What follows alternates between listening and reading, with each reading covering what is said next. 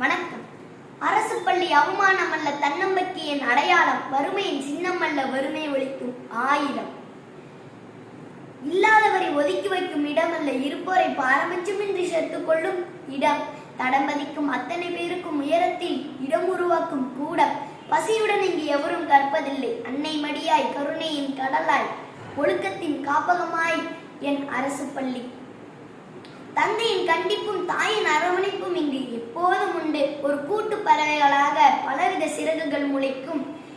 சிட்டுகள் வளர்ந்து வெளியிடும் போது கழுகென உருக்கொண்டு உயர பறக்கும் போது தலை உயர்த்தி பார்த்து ரசிக்கும் வேடந்தாங்களாய் நம் அரசு பள்ளி.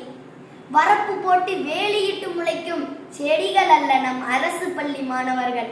புதற்காட்டிலும் முள் செடிகளிலும் முட்டி முளைத்து பருவமழையின் ஈரத்தை ஈர்த்து தன் சருகையை உரமாக்கி உயர வளர்ந்து விழுதுவிட்டு பறவைகளின் சரணாலயமாய் நம் பள்ளி அரசு பள்ளி.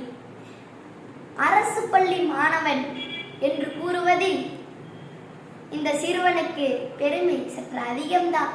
இப்படிக்கு நான் சோழ தேசத்து தமிழன், அரசு பள்ளி மாணவன். நான் ராஜா சுதந்தர். நன்றி.